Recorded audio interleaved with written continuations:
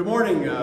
Thanks for attending today. We acknowledge that we are located in the traditional and treaty territory of Mississauga of the Chippewa Nations, collectively known as the Williams Treaties First Nation. The Cobourg Police Service respectfully acknowledge that the Williams Treaties First Nations have been stewards and caretakers of these lands and water, and that today remain vigilant over the health and integrity for generations to come. We are all treaty people. We're here this morning to provide an update to the community about the ongoing investigation into thefts from vehicles that have been plaguing our community over the last little while. During October and November 2021, we saw a significant increase in the amount of these thefts. A total of 53 reports that we know of were reported to us. However, we know this is just the tip of the iceberg.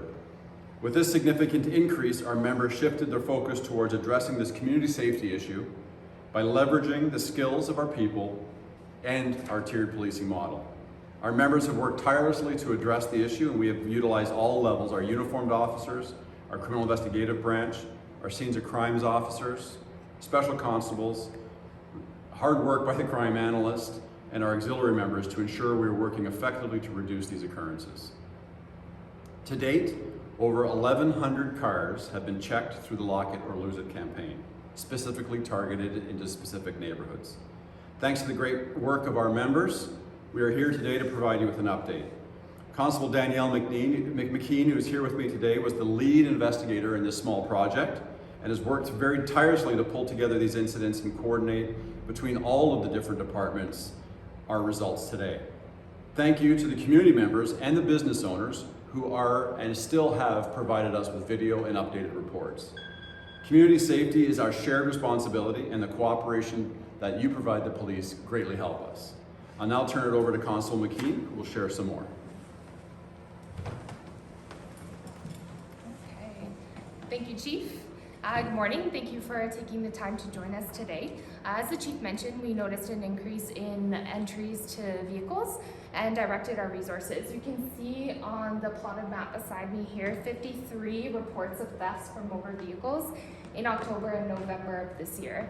For the large part, these incidents have taken place in residential neighborhoods after dark, and motor vehicles have been the main target.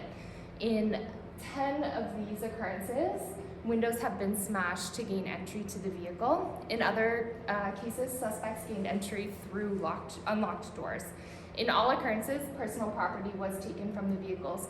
The most common types of personal property taken were wallets, money, and electronic devices. We've been able to identify several persons of interest through video surveillance provided by residents as well as businesses in town, through our crime analysts tracking occurrences, and as well as uniform officers on patrol identifying suspicious persons and effecting arrests. Officers on the road have directed patrols in key areas, and our auxiliary members continue to run targeted crime prevention through the Lock It or Lose It program and crime prevention through environmental design program. As of this morning, 6 people have been arrested in relation to these occurrences, and 33 charges have been laid. In addition to that, we have 2 warrants for 1 resident of Port Hope and 1 resident of the town of Cobourg. The investigation is ongoing, and it is anticipated that more people will be identified and more arrests will be made and more charges will be laid. Anyone with any information is encouraged to call the police. As we continue to ensure community safety, I encourage everyone to take some proactive measures to reduce the chance of falling victim to property crimes. Always lock your car doors and remove any valuables from sight. If they are in there, make sure that they are out of sight. Likewise, lock your shed doors and close the overhead garage doors. Ensure you have working overhead lights and sensory lights. Above all else, please, if you're a victim of theft from a motor vehicle or any crime, file a report immediately. You can report online, in person, or anonymously through Crime Stoppers. Or you can call 911 if there's an emergency or you witness a crime in progress. Reporting incidents of crime to the police immediately increases our chances to collect evidence, to canvass for witnesses and surveillance, and also to identify any persons of interest in the area at the time. The investigation is ongoing, and we remain committed to working to ensure everyone is safe and feels safe in our community. Thank you.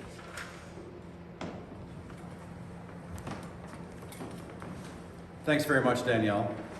In wrapping this up, I think it's very, very important that we really truly understand the impact that this has on the perception of safety in our community. Our chair of the board, Dean Pepper, is here today representing the board in that voice that the public have, and everybody in our service, including the board, have been advised and are aware that this is a problem for our community. When we were looking at addressing these issues, we want to remind people that leaving those items in the car make your vehicle a prime target.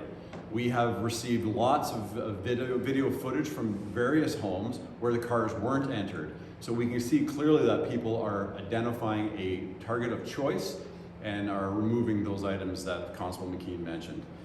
Our goal here today is to remind the community that our principal focus is community safety. We want everyone to be safe and feel safe, and that is a message that I reiterate at every one of these events.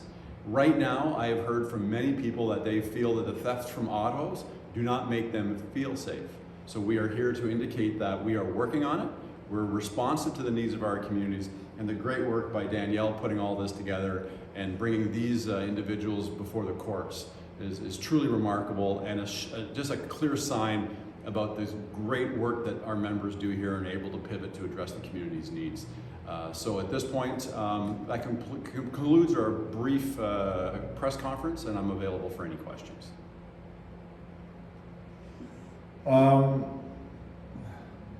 Do you consider this, it's petty, but it's frustrating for everybody involved, and is it, some people have said previously that, oh, it's best to leave the doors unlocked because that way they don't break the windows, but I guess the root of the problem is to keep things out of sight, out of mind.